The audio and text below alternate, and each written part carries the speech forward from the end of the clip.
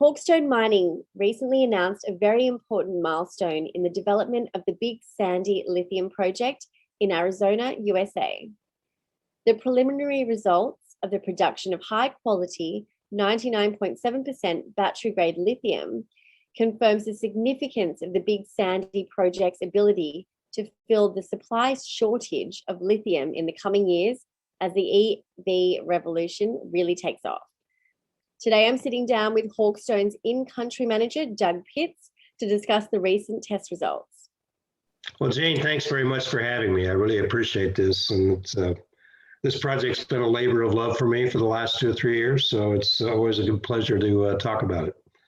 I think probably the first thing that might be useful is to talk a lot about our program at Hazen Research. We think it's been a very successful program so far, and it seems to be going very well. As you said, we have the 99.7% lithium carbonate, which is actually exceeding certain specifications for battery grade. And we're still doing a little bit more to tweak it to make sure it exceeds the best battery grade specification there as well. It might be worthwhile to kind of talk a little bit about what the process is, because it kind of puts it all in context. It's a very simple process. It's basically taking the ore that has the lithium contained in it and leaching it with sulfuric acid and putting it into solution. Then we remove the impurities from the solution, and then we precipitate lithium carbonate. And we go through some purification steps there to produce battery grade quality material. So it's a very simple process. It's all hydrometallurgical, which has a lot of advantages from a permitting standpoint and from a processing standpoint. It basically allows us to put all of the key values into solution, and that puts chemistry on our side. It makes the ability to work with chemistry from solutions to produce the product much easier than most other types of mineral processes. We've been very pleased with the work that Hazen Research has done. They've been working with us since November.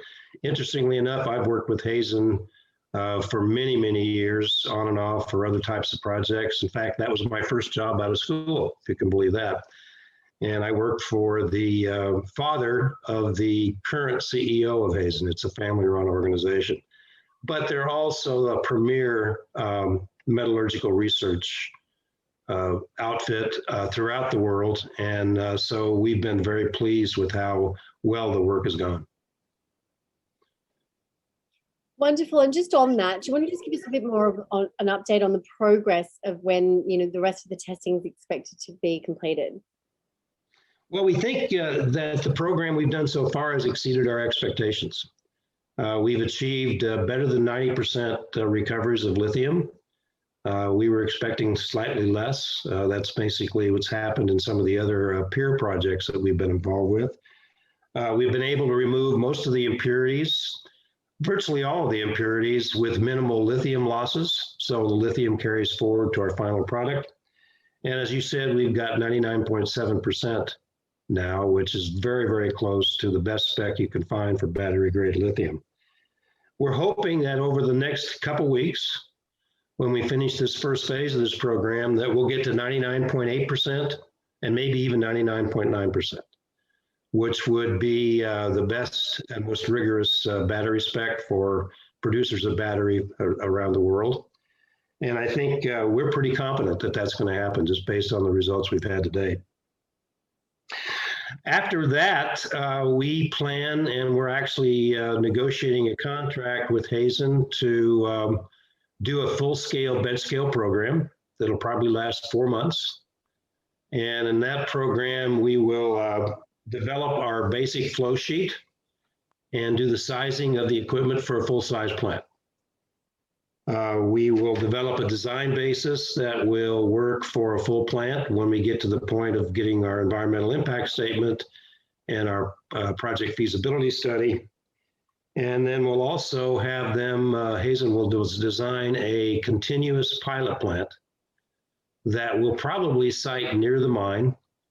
And that plant will actually show that we can execute our process, our flow sheet for an extended period of time, and that'll be very helpful to us when we do full project financing. So Hazen is in a pretty critical position for us. They're a critical partner in this whole development program. So in addition to the Hazen updates that are coming through, what else should shareholders be looking forward to from the company? Well, we're going to be doing this next phase of the test program concurrent to our next phase drilling program. We've submitted our environmental assessment. We expect approval very, very shortly. It was a little bit of a hold up when you change administrations in the U.S. federal government, but that seems to be working out quite well. So I expect that we'll start the work at Hazen for the next phase just about the time we'll start the new drilling program. And I think there's several other things infrastructure-wise that I think are probably worth mentioning because we're doing those concurrent to the testing program and the drilling program. For one, we're taking a look at the infrastructure we have, and there's some advantages that we may find that we might want to move part of the process plant to another location that's already industrially developed, and that might give us a better permitting situation. We are looking at a slurry pipeline, which is novel, I think, in the sense of what lithium projects have developed, but it's very common in mining projects around the world. I've actually got a background in that, so I've been pushing that pretty hard, and it looks like that's going to save us a lot of money, maybe save us some water, and also improve our permittability. Well, the other thing that I think is really important, and it's already something that's just developed in the last month and a half, and that is with the Biden Green Energy Program, and he's been very aggressive about that. He's basically saying, I'm going to make sure that we have security in the U.S. and our allies like Australia, that we can make sure that we have critical minerals for batteries. And we're going to be focused on expanding the battery manufacture and the critical minerals for that for electric vehicles. And quite frankly, a very large market is backup storage for renewable energy. So that's a program that we're quite excited about. As it turns out, the Biden administration is bringing out money through the U.S. Department of Energy and the Department of Defense to allow funding from the government in a partial way to improve technology for new sources of minerals like lithium. So we're now looking at programs that may allow us to cost share with the federal government some of our pilot scale work and some of our ongoing technical development work. The other thing that we've been focused on, and I think I mentioned this the last time we had the investor webinar, was that we are trying to continually work on sulfuric acid supply because this is our largest operating cost. And we're looking at a variety of different things. Right now, you can buy sulfuric acid pretty cheaply on the US market, but that always changes with supply and demand. And so now we're looking as a backup to have a dedicated acid plant located at the industrial site where we'll ship the slurry pipeline material to. And or we can build a merchant plant that will supply excess acid to other producers of copper and other minerals in Arizona, which use sulfuric acid. The neat thing about these sulfuric acid plants is that though they cost a bit of money to get started, they actually are energy generators. You can recover carbon-free power from those, enough power to power the plant that we'll build, the full-scale plant, and also export carbon-free power for green energy credits. And then the last thing I think we're doing is continuing the outreach programs that we've had ongoing. I'm a member of the board of directors of the Arizona Mining Association, and I sit on their government affairs committee. And over the last 4 weeks, we've been reviewing and supporting legislation here in Arizona that will be favorable to the project.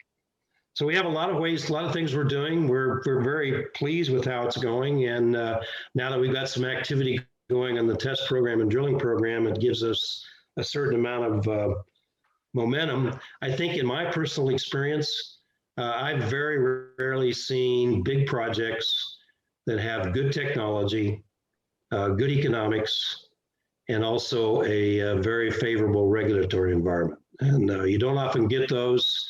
So I think we got a winner here. Wonderful. Thank you, Doug, for the update. And we look forward to seeing more from Hawkstone in the coming weeks. Good. Thank you, Jane. I appreciate the time you spent with me. Thanks. Thank you.